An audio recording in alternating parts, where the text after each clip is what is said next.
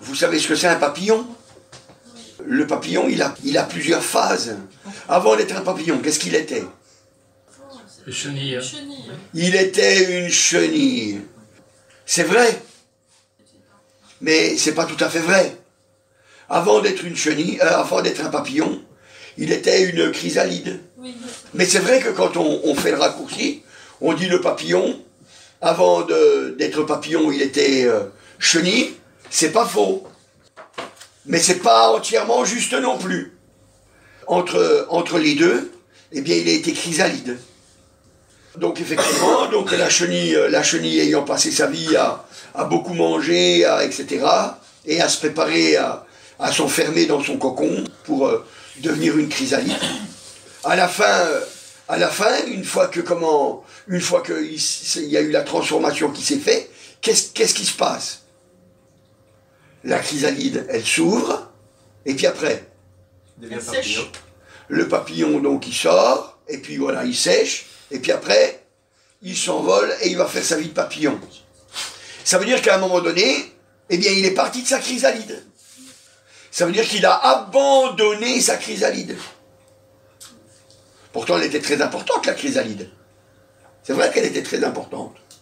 Mais, il l'a abandonnée quand même, parce qu'elle n'avait plus d'intérêt. Elle n'avait plus d'intérêt. Parce qu'il avait une vie à vivre, et la chrysalide, la coquille qui lui restait, quoi, elle ne servait à plus rien. Et voyez-vous, dans notre vie, eh bien, c'est pareil. Dans notre vie, c'est pareil. Nous sommes nés, et nous avons été des enfants. Pour devenir adultes, nous avons dû abandonner. Nous avons dû abandonner nos chrysalides, c'est-à-dire que on a abandonné notre biberon, parce qu'on a senti qu'il ne servait à plus rien. On a abandonné les jeux qu'on faisait, parce qu'il y a des jeux qu'on faisait quand on était petit, qui aujourd'hui ne nous apportent plus rien. On vit une autre vie, avec de nouvelles pensées, avec de nouveaux désirs. Eh bien, avec le Seigneur, c'est exactement pareil. C'est-à-dire que Dieu, il nous a créés, il nous a mis sur la terre, et puis il nous dit, voilà ce qui va se passer. Puisque le péché est rentré dans le cœur de l'homme, alors le corps de l'homme, eh bien, il va être abandonné sur la terre en poussière. Et puis, je te prépare une autre vie. Je te prépare une autre vie. Mais un jour, ton corps ressuscitera, mais tu auras un corps glorieux. Tu n'auras plus un corps malade, avec les souffrances, tu auras un corps glorieux. Donc, Dieu veut nous faire comprendre ces choses-là, et c'est pour ça qu'il nous demande d'abandonner notre vie. Ça ne veut pas dire qu'on ne doit plus rien faire sur la terre. De même que le papillon, il vit sa vie, mais il fait encore des choses. Il va encore sur la terre, il va sur des fleurs, il va sur des plantes, etc. Mais il ne fait plus la même chose. Il ne regarde plus les plantes de la même façon. La chenille, elle, quand elle allait sur une plante, c'était systématiquement pour la manger. C'était systématiquement pour la manger. Mais le papillon, lui, non. C'est plus pour la même raison. Il faut qu'il se reproduise. Il faut qu'il se reproduise. Et le chrétien, c'est pareil. On doit se reproduire. On doit se reproduire. On doit témoigner autour de nous. On doit parler autour de nous de ce que le Seigneur a fait dans nos vies. Alléluia. C'est quelque chose d'extraordinaire. Alléluia. Alors c'est pour ça que nous sommes obligés de dire les choses essentielles. Nous sommes obligés de dire les choses essentielles. Qu'est-ce que nous dit la parole de Dieu? Elle nous dit la parole de Dieu, regardez voir, dans 1 Corinthiens au chapitre 1 et au verset 18, il est marqué « Car la prédication de la croix est une folie pour ceux qui périssent, mais pour nous qui sommes sauvés, elle est une puissance de Dieu. » Alléluia. Il est marqué « Car la prédication de la croix est une folie pour ceux qui périssent. » Donc ça veut dire pour ceux qui vont aller en enfer, c'est une folie. Mais pour nous qui sommes sauvés, pour nous qui n'allons pas aller en enfer, elle est une puissance de Dieu. Alléluia, gloire au Seigneur. Alléluia. Eh bien, vous voyez, c'est exactement pareil. exactement pareil que la chenille. Elle a su prendre ce qui était nécessaire pour pouvoir être transformée. Alors il fallait qu'elle se nourrisse. Il fallait qu'elle mange, pour que la transformation puisse se faire. Je ne sais pas comment ça se passe dans la chrysalide, mais je sais une chose, c'est que quand elle s'ouvre, eh bien, c'est un papillon. C'est-à-dire l'être qu'on a vu avant, eh bien, il ne ressemble en rien du tout. C'est-à-dire que le papillon, il a des ailes, la chenille, elle n'a pas d'ailes. Le papillon, il a 6 pattes, la chenille, elle a une tripotée de pattes. Et, vous voyez, de dire que l'un est devenu l'autre, c'est très difficile à croire. Mais nous, la Bible nous dit que la prédication de la croix, c'est une folie pour ceux qui périssent. Parce que le monde ne peut pas comprendre la puissance qu'il y a dans la prédication de la croix. Le monde ne peut pas comprendre la puissance qu'il y a dans la prédication de la croix. Encore, la Bible nous dit, toujours dans 1 Corinthiens au chapitre 1 et au verset 23, il est marqué « Nous prêchons Christ crucifié, scandale pour les Juifs et folie pour les païens. Mais puissance de Dieu et sagesse de Dieu pour tous ceux qui sont appelés, tant que Juifs que Grecs. » Alléluia, gloire au Seigneur. Nous prêchons, c'est-à-dire nous annonçons, nous prêchons Christ crucifié. Nous prêchons Christ crucifié. Pourquoi est-ce que nous prêchons Christ crucifié?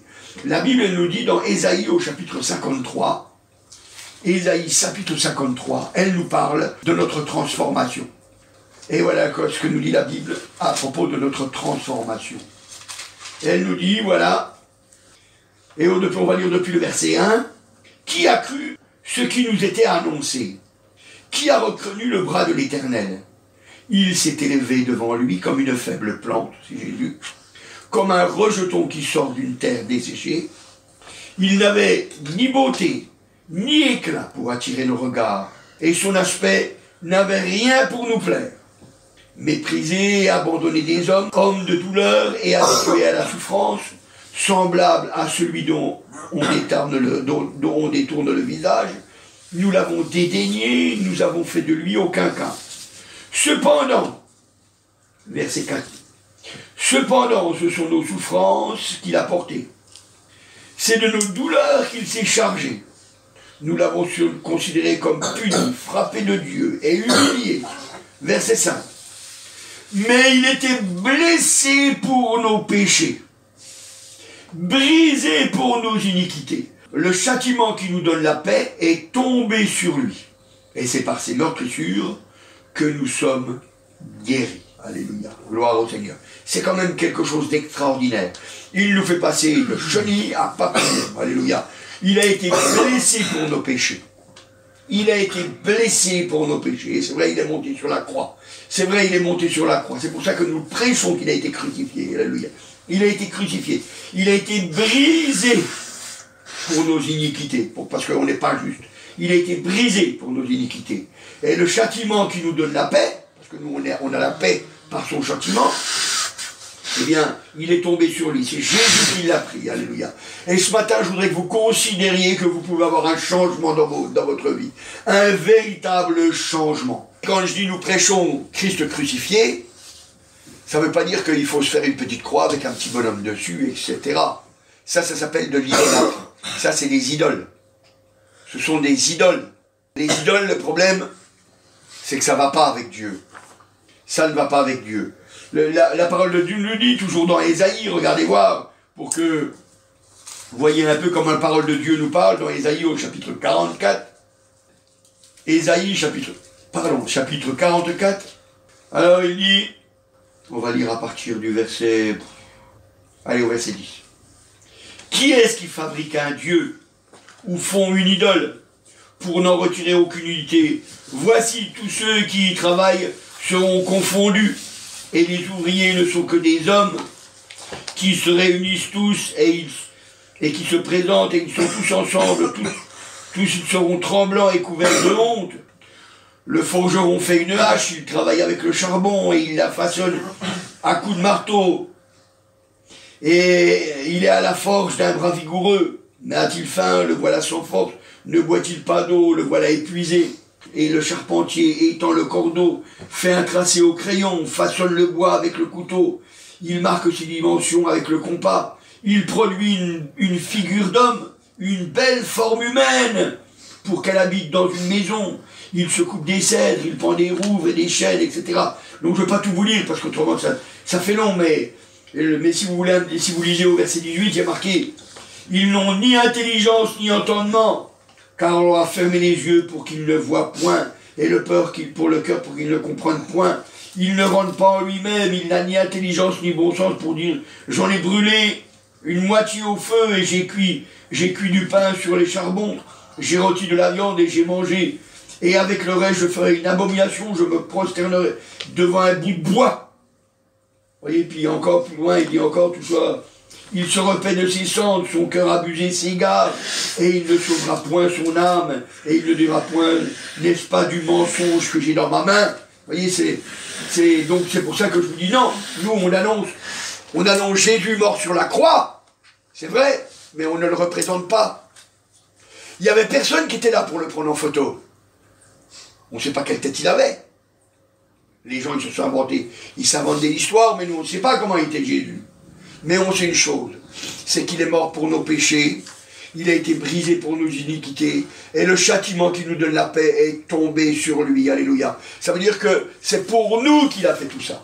Ça veut dire que nous, on peut changer si on le veut, si on le désire. Si on le veut, si on le désire, on peut changer. Et on a été fait pour pouvoir changer, pour être des victorieux. Alléluia. Et même si jamais ton cœur t'accuse, parce que des fois notre cœur, il peut nous accuser. Et même si ton cœur il t'accuse, alors ne regarde pas à ce que ton cœur t'accuse. Regarde à ce que Jésus a dit. Vous savez, un jour il y avait un homme, il était sur la croix lui aussi, regardez voir. C'est dans l'évangile de Luc. Il était sur la croix, juste à côté du Seigneur Jésus. Évangile de Luc au chapitre 23 et au verset 43. Alors on va lire juste un petit peu avant. Voilà, au verset 42. Et il dit, alors il est sur la croix de côté du Seigneur Jésus, et il dit à Jésus, verset 42, « Souviens-toi de moi quand tu viendras dans ton règne. » Verset 43. Jésus lui répondit, « Je te le dis en vérité, aujourd'hui, tu seras avec moi dans le paradis. Aujourd'hui, tu seras avec moi dans le paradis. » C'est formidable. C'est formidable. Le gars, c'était un brigand. Il était à côté du Seigneur. Il avait fait plein de choses qui n'étaient pas bien dans sa vie. Je ne sais pas ce qu'il avait fait. Mais la Bible, elle dit que c'était un brigand. C'était un brigand, il était là à côté du Seigneur Jésus. Et il a demandé, il a dit, souviens-toi de moi quand tu viendras dans ton règne. Et le Seigneur lui a dit, aujourd'hui même, tu seras avec moi dans le paradis. C'est-à-dire cet homme, quand il est mort, quelques heures après, quand il est mort, hop, il a été directement dans le paradis. Ça veut dire que toi et moi, si jamais tu marches avec Dieu, si je marche avec Dieu, si on tient fermement jusqu'au bout, eh bien cet homme, on le rencontrera. On le rencontrera dans le ciel. Et puis on sera heureux d'entendre son témoignage. Alléluia. Pourtant, il aurait pu se laisser accuser, cet homme. Il aurait pu se laisser accuser. Parce qu'il y avait moyen d'être accusé. Mais il ne s'est pas laissé faire. Il a cru la parole de Dieu. Il a cru la parole de Dieu. Peut-être qu'il s'est même rappelé un passage de la Bible. Je ne sais pas, la Bible ne le dit pas.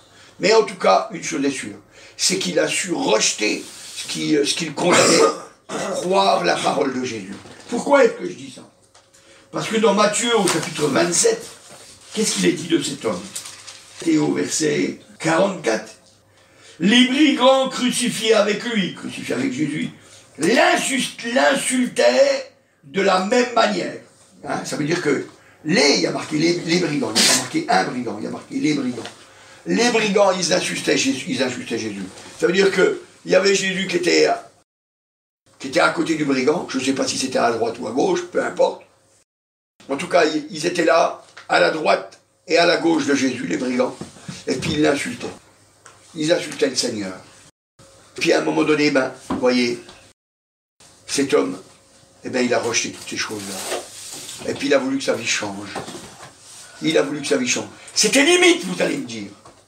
Peu s'en est fallu qu'il aille dans la souffrance éternelle. Mais il a su se tourner vers Jésus. Alléluia. Il a pu croire que le sang de Jésus qui coulait sur la croix était pour lui aussi. Il a pu croire cette chose-là. Alléluia. Pourtant, tout semblait impossible. Et il a pu le croire. Qu'est-ce qu'il a fait? Qu'est-ce qui a fait qu'il a pu croire? Regardez voir. Il a réfléchi dans Luc au chapitre 23. On pourrait lire depuis le verset 39. L'un des malfaiteurs crucifiés, l'injurié disait, n'es-tu pas le Christ? Sauve-toi toi-même et sauve-nous. Mais l'autre le reprenait et disait, ne crains-tu pas Dieu, toi qui subis la même condamnation? Pour nous, c'est justice, car nous recevons ce qu'ont mérité nos crimes. Mais celui-ci n'a rien fait de mal. Alléluia, gloire au Seigneur.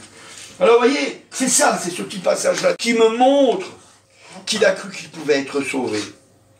Parce que qu'est-ce qu'il a fait cet homme? Eh bien, il s'est repenti de son péché. Il a dit, pour nous, c'est justice. Pour nous, c'est justice. Vous savez, c'est le Seigneur Jésus, quand il était sur la terre, il a dit, étroit et resserré le chemin qui mène à la vie. Et il y en a peu qui les trouvent. Et pourquoi il y en a peu qui les trouvent? Parce qu'ils ne cherchent pas, ils ne le cherchent pas avec vérité. C'est-à-dire qu'on voit toujours le mal qui est dans les autres, mais on ne voit pas le mal qui est en nous. Et ça ne peut pas aller. Ça ne peut pas aller. Mais quand on voit le mal qui est en nous, quand on voit le mal qui est dans notre cœur, alors à ce moment-là, on se tourne vers le Seigneur. Et puis on lui dit, Seigneur, tu vois, je ne peux pas changer de moi-même. Il faut que tu m'aides à changer. Et effectivement, alors à ce moment-là, le sang de Jésus coule sur nous. Le sang de Jésus coule sur nous, alléluia. Et une véritable transformation se fait dans nos vies, alléluia. On devient papillon. On devient papillon. Il y a un changement. À ce moment-là, on a à cœur de sauver les autres. À ce moment-là, on a à cœur de sauver les autres, alléluia. C'est pour ça que quand on est chrétien, eh bien, on a envie de parler à ceux qu'on aime. Ben déjà ceux qu'on aime, parce que c'est plus facile. À notre frère, à notre père, à notre mère, à notre soeur, à notre oncle, à notre cousin, à notre femme, à notre mari, à ceux qu'on aime. On a envie de leur parler, leur dire, sors de ta misère et viens à Jésus. Il va y avoir une véritable transformation dans ta vie, dans ton cœur, alléluia. Autrement, ça ne sert de rien. Ça ne sert de rien. Vous savez, le papillon, si jamais il est su se transformer pour juste après mourir derrière, s'il n'est pas là pour se reproduire, pour de nouveau que l'espèce se reproduise, eh bien, il ne servira à rien. Il ne servira à rien. Et nous, de même, comme les premiers disciples, eh bien, ils ont commencé à annoncer l'évangile partout. Ils ont commencé à annoncer l'évangile partout. Nous aussi, nous faisons pareil. Nous faisons pareil. Ce brigand a fait la même chose quand il était sur la croix. Il a parlé, hein, il a repris l'autre. Il l'a repris. Il lui a dit, ne crains-tu pas Dieu? Toi qui subis la même condamnation, est-ce que tu ne crains pas Dieu? Est-ce que tu n'as pas peur de savoir qu'un jour, tu vas passer au tribunal de Christ, que tu vas passer au tribunal, et ton heure est proche? Parce que lui, son heure était proche. C'était qu'une histoire d'heure. C'était qu'une histoire d'heure. Quelques heures après, il est mort, cet homme. Quelques heures après, il est mort. C'était quelques minutes après, je ne sais pas combien de temps après. Hein, mais il est mort après. Son heure était proche.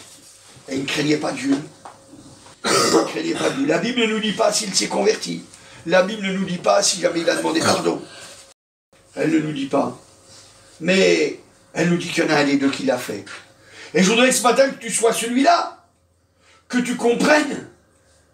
Que tu comprennes que si nous prêchons Christ crucifié, c'est parce que nous avons la victoire, parce que nous avons une véritable transformation, parce que nous avons un changement de vie. Alléluia, gloire au Seigneur. C'est important, vous savez. Vous savez ce qui est arrivé aux disciples quand Jésus est mort? Qu'est-ce qui est arrivé aux disciples quand Jésus est mort? Ils ont eu peur, ils sont enfermés. Ils ont eu peur. Et puis vous savez quoi d'autre encore? Qu'est-ce qui est arrivé encore? Il y a une deuxième chose qui est arrivée. Ils ont eu peur, ça c'est vrai. Mais il arrive encore une chose aux disciples.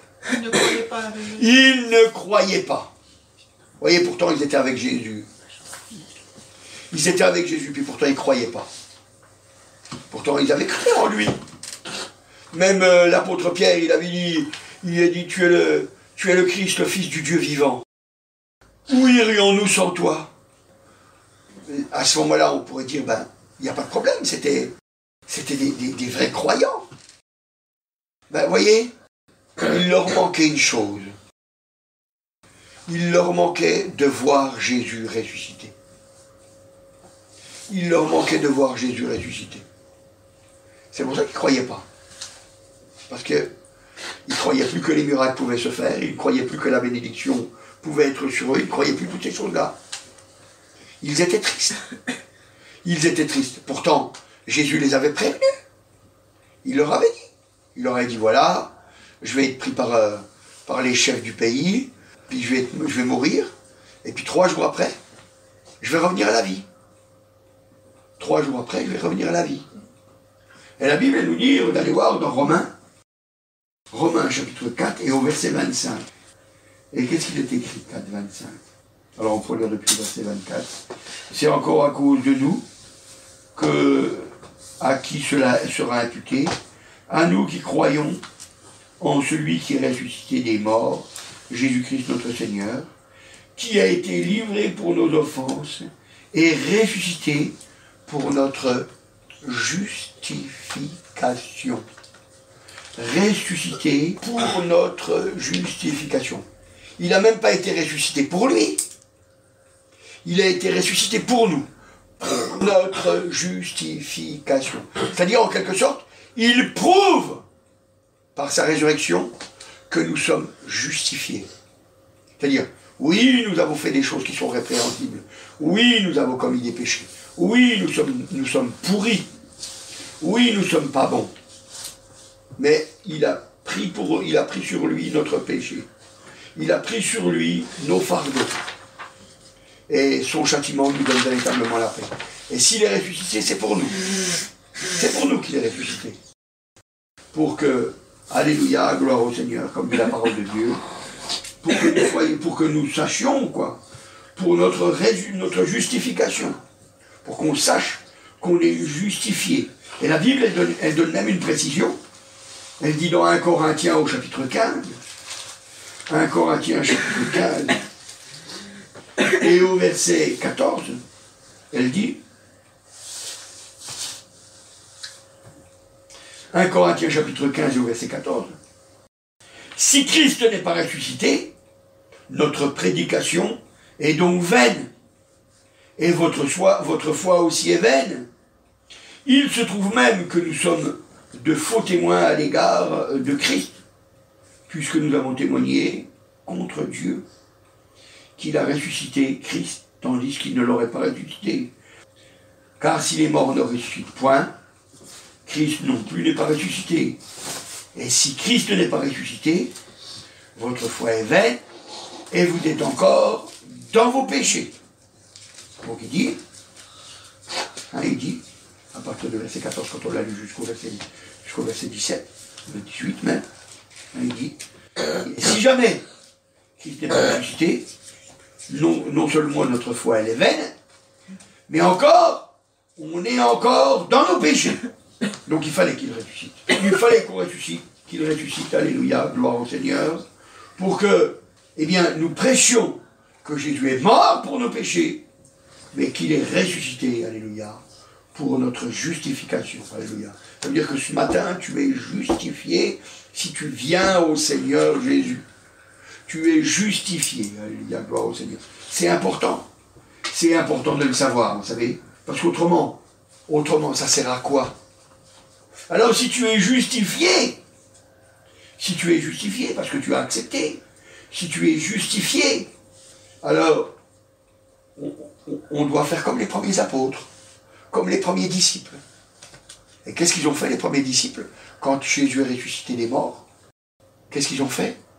Ils se sont réunis, alléluia, pour avoir des forces, pour pouvoir voir la bénédiction arriver sur eux, alléluia. Et ils l'ont témoigné. Et ils l'ont témoigné. À qui ils l'ont témoigné? Ben, ils ont commencé par le témoigner à ceux de leur entourage.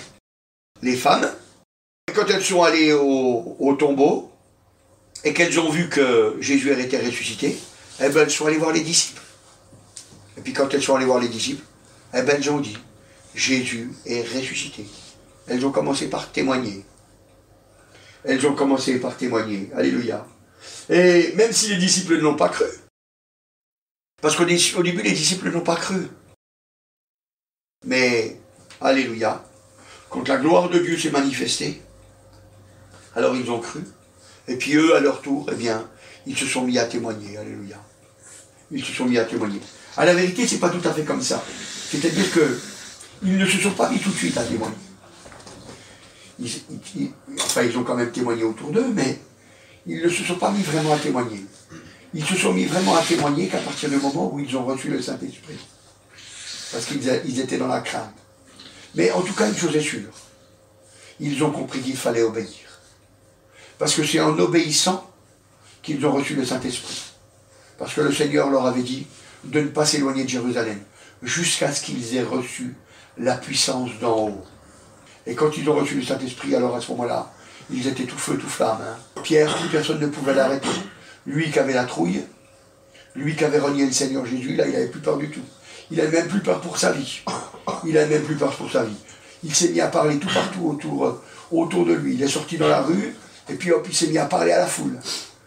Il s'est mis à parler à la foule. Parce que il voulait que les âmes se tournent vers le Seigneur. Il voulait qu'ils sachent qu'il y a une victoire. Il voulait qu'ils sachent qu'il y a une délivrance. Il voulait qu'ils sachent, alléluia, que Dieu voulait les emmener dans la gloire, alléluia. Que la promesse du Seigneur s'était enfin réalisée, alléluia. Et c'est pour ça que nous prêchons Christ crucifié, pour que nous sachions toutes ces choses-là, alléluia. Et nous ajoutons derrière que Christ est ressuscité, pour que vous sachiez que vous êtes véritablement justifiés. C'est une preuve. C'est une preuve de notre justification, alléluia. Une preuve de notre justification. C'est pour ça qu'on dit toujours, faites des expériences avec le Seigneur. Priez-le, demandez-lui. Demandez-lui d'agir dans votre vie. Demandez-lui de faire des miracles pour vous. Demandez-lui de faire des choses pour vous. Je ne sais pas ce que vous avez besoin. Et il va le faire. Je reconnais qu'il faut être audacieux pour le faire. Il faut être audacieux pour le faire. Parce qu'on a souvent tendance à négliger, à dire, oui, c'est peut-être vrai, mais bon. Et puis on ne le fait pas. Mais moi, je te dis, ce matin, prends à cœur de le faire. Prends à cœur de le faire. C'est ça la véritable transformation. C'est ça la véritable transformation. C'est-à-dire que ta vie, elle n'est pas encore transformée. Parce que vous savez, hein, Dieu ne nous transforme pas comme ça, hein, d'un claquement de doigts. Il veut que notre volonté, elle participe. Il veut que notre volonté, elle participe. Et si on accepte que notre volonté, elle participe, eh bien, à ce moment-là, on aura d'audace pour parler au Seigneur, pour lui demander de nous changer, de nous transformer. Il l'a déjà fait, mais on lui demande de le faire, parce que de nous-mêmes, on n'arrive pas à y croire. De nous-mêmes, on ne pense pas que le changement est possible. C'est pour ça qu'on lui demande de nous parler, d'agir dans notre vie, pour le voir se manifester dans nos cœurs, pour qu'on voit la transformation se faire. Alléluia. Et vous savez, si jamais vous prenez vraiment à cœur cette chose-là, alors je ne vous le cache pas, il y a une chose qui va se produire. C'est on va vous faire taire. On va vouloir vous faire taire. Parce que, regardez voir, dans Actes des Apôtres, on voit les disciples, quand ils ont commencé à annoncer l'évangile. Alors regardez voir ce qui leur est arrivé, dans Actes, au chapitre 5. Alors on ne va pas tout lire toute l'histoire, hein, vous voyez, on ne va pas lire toute l'histoire, c'est un homme qui avait été guéri. Ils ont arrêté les disciples, quoi, pour les empêcher d'annoncer l'évangile. Alors dans Actes des Apôtres, au chapitre 5, et au verset 28, voilà, donc au verset 27, on va dire, après qu'il ait vu emmener en présence du Saint-Hédrin, le souverain sacrificateur les interrogea en ces termes, verset 28 donc, ne vous nous avons pas défendu expressément d'enseigner en ce nom-là, et voici vous avez rempli Jérusalem de votre enseignement, et vous voulez faire retomber sur nous le sang de cet homme. Pierre et les apôtres répondirent, il faut obéir à Dieu plutôt qu'aux hommes. Alors vous voyez, on voit que ils ont défendu ils les avaient descendus expressément, hein, d'enseigner au nom du Seigneur Jésus, d'enseigner en ce nom-là, il est marqué. Et vous savez, je vous le dis parce que c'est vrai, vous savez. Dans ce monde, si vous parlez de Dieu, c'est vrai qu'il y en a qui vous rejetteront. Mais si vous parlez de Dieu, il y a plein de gens qui vous écouteront. Mais si vous parlez de Jésus, c'est pas la même chose. C'est pas la même chose. Parce que vous savez parler de Dieu. Il y en a plein qui parlent de Dieu. Bon, il y a un gars hier, il est venu me voir, il m'a dit, moi je suis croyant, je suis très croyant. Ah, j'ai dit, ah ben vous croyez quoi? Il m'a dit qu'il croyait au Bouddha, Mohammed, qu'il croyait en Jésus, qu'il croyait à Marie, qu'il croyait aux saints, qu'il croyait... Enfin, il en avait une tripotée. Il en avait une tripotée, et puis voilà quoi. Alors il y avait Jésus dedans, hein, c'est vrai, hein, il croyait quoi. Il croyait, mais ça fait qu'il faisait plein de trucs, quoi, il faisait plein de trucs. Et puis je lui ai dit, mais c'est dommage, c'est bien de croire. Je lui ai dit, mais c'est dommage, parce que ça sert à rien. Ça sert à rien, vous savez. J'ai dit, ce que vous avez besoin, c'est de Jésus, seulement de Jésus seul. Parce qu'il n'y a que Jésus qui est mort pour nos péchés. Il n'y a que Jésus qui est mort pour nos péchés. Puis il m'a dit, vous croyez? J'ai dit, oui, c'est ce que dit la Bible. Il n'y a que Jésus qui est mort pour nos péchés. Ni Mohammed, ni Bouddha, ni tous ceux que vous m'avez nommés. Hein, il n'y a que Jésus qui est mort pour nos péchés. Et vous savez, c'est ça le problème, c'est que les gens, ils croient plein de choses. Ils croient plein de choses. Alors ils croient en Dieu, le Dieu de Mohammed, le Dieu de Bouddha, le Dieu de, je sais pas, moi, il y a tellement de... Hein, Et puis, au bout du compte, il n'y a pas de changement dans leur vie. Il n'y a pas de changement dans leur vie. Mais nous croyons en Jésus, Jésus crucifié, qui fait que nous, on a des véritables changements dans notre vie. Jésus ressuscité, parce que nous avons véritablement la confirmation que nous sommes véritablement pardonnés, véritablement transformés, véritablement justifiés. Alléluia. Ça veut dire qu'on n'a plus de crainte. Ça veut dire qu'on n'a plus de crainte. On n'a plus de crainte pour témoigner. On n'a plus de crainte pour témoigner, on n'a plus de crainte pour enseigner, pour parler de Jésus, de ce qu'il a fait dans nos vies. Alléluia. Vous savez, le Seigneur Jésus, il ne nous l'a pas caché. Il nous dit dans Marc, au chapitre 8, évangile de Marc, au chapitre 8. Voilà, évangile de Marc, Matthieu, Marc chapitre 8 et au verset 38. 8, 38. Voilà, il dit... Que donnerait un homme en échange de son âme? Car quiconque aura honte de moi et de mes paroles, au milieu de cette génération adultère et pécheresse, le Fils de l'homme aura honte de lui quand il viendra dans la gloire de son Père avec saints anges. Ça veut dire que la justification, elle n'aura pas lieu pour nous. Si jamais on a honte de lui ici, là, au milieu de cette génération adultère et pécheresse, si on a honte au milieu des hommes, alors lui, quand il viendra, il aura honte de lui. Il dira, c'est vrai que je suis mort pour lui, mais il n'a pas accepté. Il n'a pas accepté. C'est vrai qu'il savait. C'est vrai, je reconnais qu'il savait, mais il n'a pas accepté. On est obligé de reconnaître que Jésus, il nous oblige à faire des choix. Il nous oblige à faire des choix. On doit abandonner notre péché. On doit changer de vie. On doit faire comme le papillon.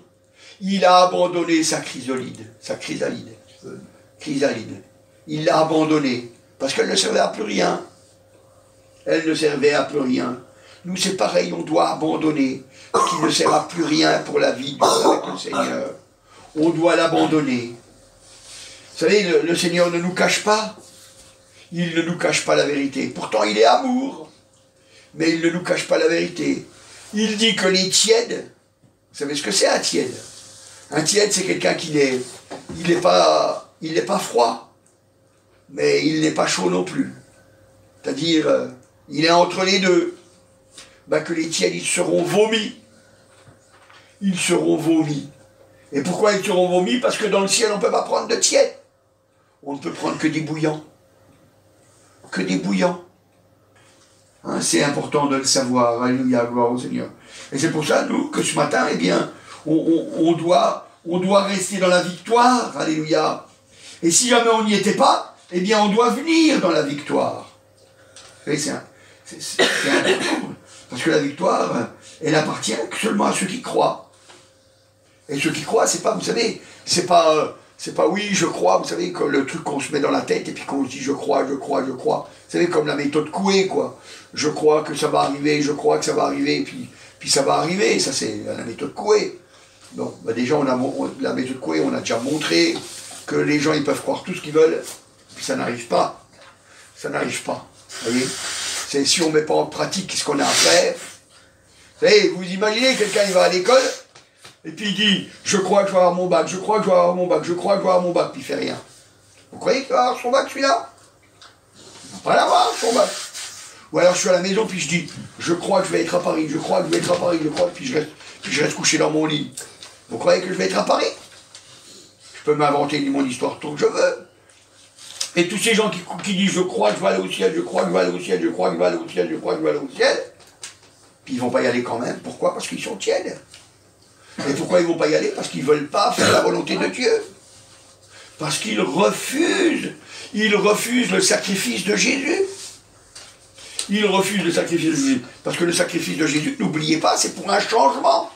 C'est pour une transformation. C'est pour une transformation. C'est pas pour être oisif.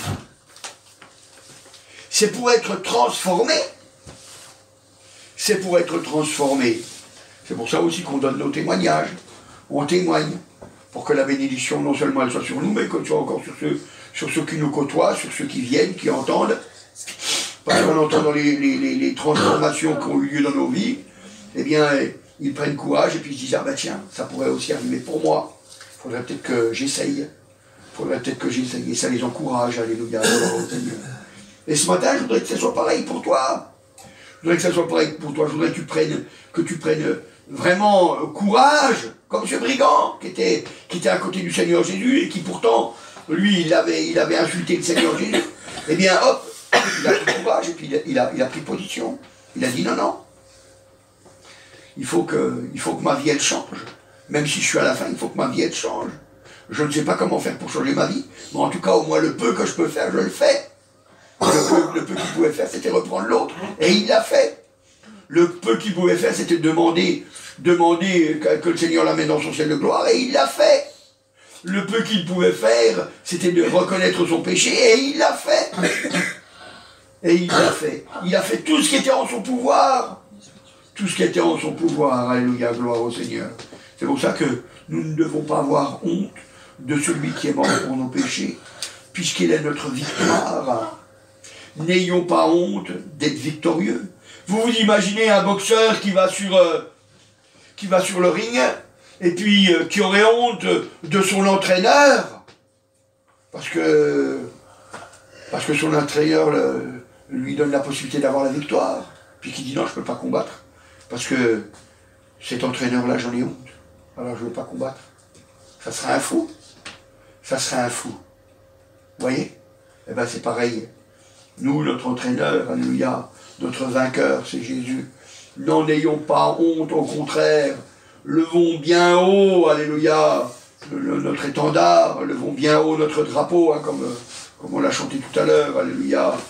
Levons bien haut notre drapeau, parce qu'il nous donne la victoire, alléluia. La Bible nous dit encore, pour nous encourager, dans Romains, au chapitre 8 et au verset 34, Romains chapitre 8 et au verset 34, qui les condamnera? Christ est mort, bien plus, il est ressuscité et il est à la droite de Dieu et il intercède pour nous. Il intercède pour nous, alléluia. Jésus intercède pour nous, alléluia. Donc, puisqu'il intercède pour nous, et il est ressuscité, maintenant il intercède pour nous en tant que vivant.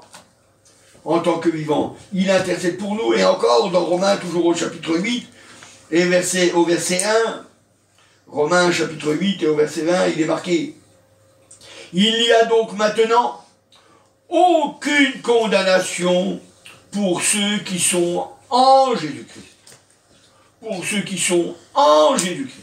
Il n'y a pas marqué pour ceux qui sont à côté de Jésus. Il y a marqué pour ceux qui sont en Jésus-Christ. Alléluia. Il n'y a plus de condamnation. On n'est pas condamné. Parce qu'on est en lui. On vit en lui. C'est-à-dire, on vit comme lui a vécu.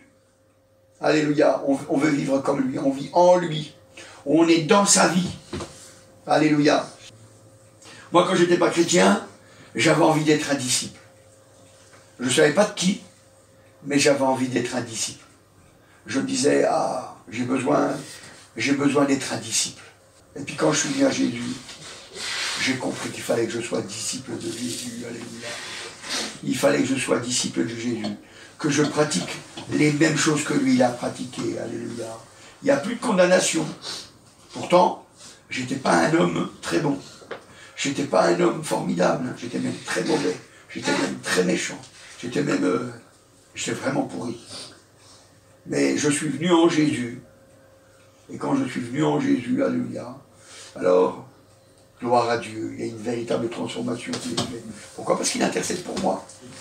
Il intercède aussi pour toi si tu viens à lui, alléluia. Alléluia. Alors c'est pour ça que ce matin, eh bien, je voudrais que tu prennes à cœur de croire cette parole, de croire, alléluia, que c'est une véritable transformation qui vient dans ta vie, alléluia. Jésus est mort, mais il est ressuscité, alléluia. Ce matin, tu peux être justifié. Amen. Merci Seigneur.